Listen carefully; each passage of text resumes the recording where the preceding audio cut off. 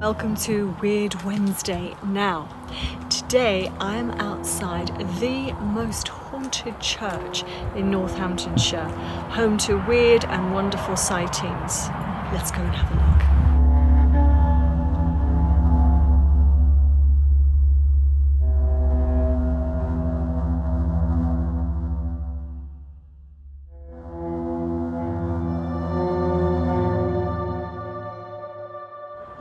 They said it has a feel, and it honestly does have a feel. Now, I don't know if it's because the remains of the church there it's quite imposing, even though there are only remains. It really does have a feel. All the way back here from where I am, the hairs on my arms are raised up. I mean, there's definitely an atmosphere to this place.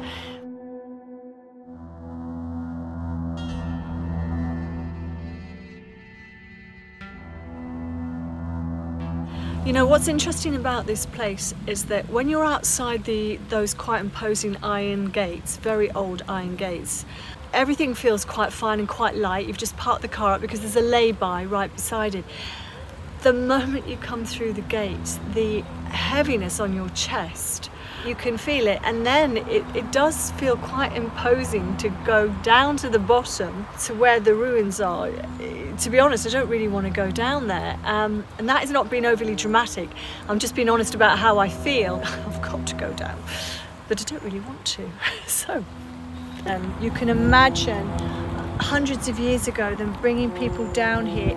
It's like its own world, and because it's surrounded by trees as well, you almost feel like you're in another part of history.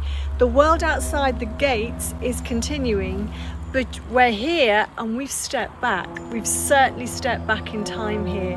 I cannot emphasize enough how it feels, and I feel like I'm walking into a pit of something, but I don't really know what it is.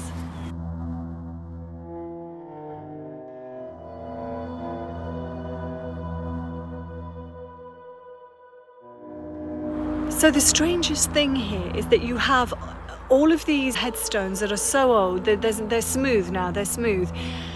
And that now we're looking at somebody who has been buried this year and last year. So we have two new graves, which stands out because we're in a graveyard that hundreds of years ago, people just stopped coming. So why did I sound to this? I mean, I'm a person that wants to be cremated. Do you know what I mean? I don't want to take up any space. And I'm suddenly surrounded.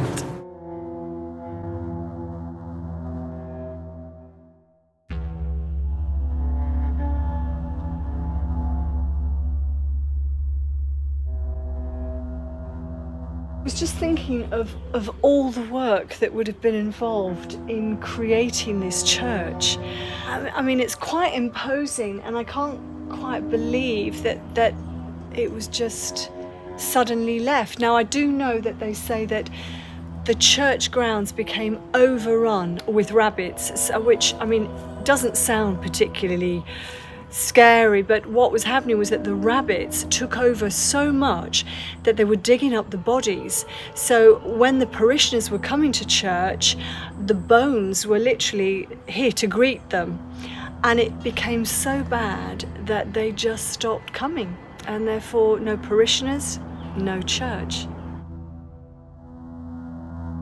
One of the scariest stories about this church is that of a bride and groom. Within 2 hours of the groom being married, he just dropped down dead. He was buried in this church. The bride was so grief-stricken that she actually took her own life beside his grave. And she is said to haunt this church and this area. Should you be walking by this church and you see a lady with red hair dressed in white, I would just keep walking. Sadly for William Parker, he had a chat with the lady. She gave him a kiss goodnight on Christmas Eve, and he was dead within a month. I certainly would not come here on my own. You can't help but feel like you're not on your own. You really feel like somebody's watching you. So as you're walking round, not only do you have the heaviness on the chest, but there is a sense that you are not on your own. Even the top of my head is tingling. It's like it's been stroked. Another sighting quite a few people talk about are the sightings of children, groups of children, and I think that's because quite a few children are buried here.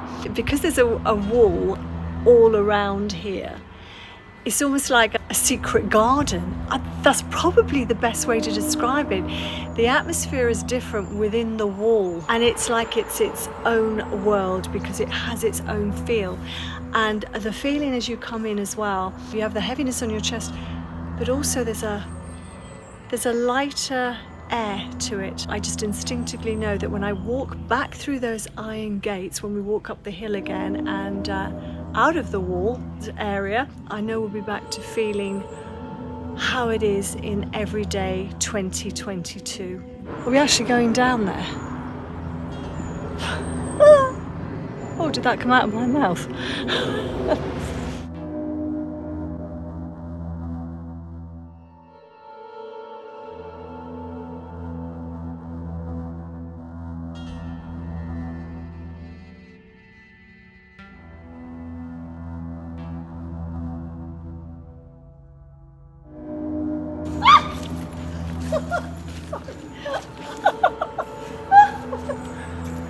So interestingly, this is built on a settlement that was famous for 3 wells.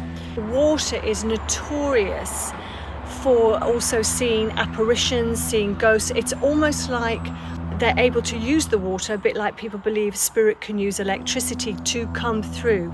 It's almost like a conduit. So I'm wondering if perhaps the water underneath, and we don't even know if this is built on ley lines, if perhaps that's the reason that there is so much activity here. And it doesn't necessarily have to be people who were buried here, but that would act almost like a battery to bring the spirit in. So I can't leave without pointing out this absolutely amazing tree. I don't know how far he goes up, but he goes up, yeah, quite a way. As above, so below. So what we see above, we probably, if we could see underneath, it would probably be the same depth down as above, and quite incredible. I'm a great believer that trees have spirits. They're old souls, just as trees are able to talk to each other. So if one tree gets damaged, all the trees in the forest, in the vicinity, will talk to each other, and they send medicine to the tree that's damaged. So I'm thinking that this old boy could help quite a few trees if any of them were sick and needed that. But he is amazing, and there is nothing more healing than spending time with trees. It might make me sound a bit, but it works. It really works.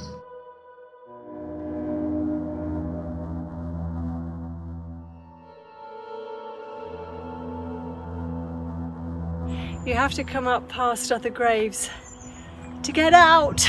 and I don't like doing that. I really don't. I don't like walking over graves. I thought this was a walkway. I didn't realise just more graves up here.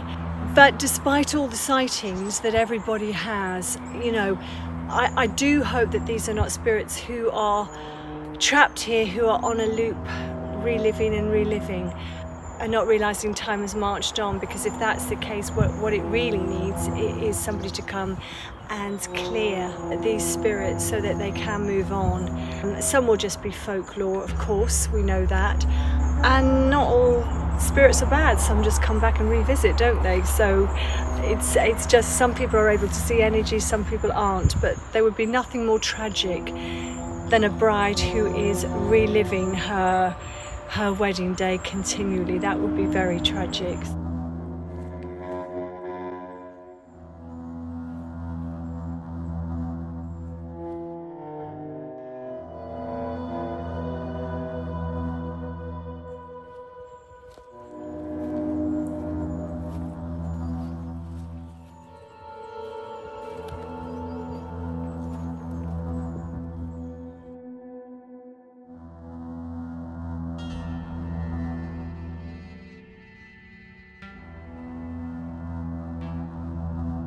So I'm leaving. I've seen no bride, no groom, no red-headed ghost, and I have seen no children.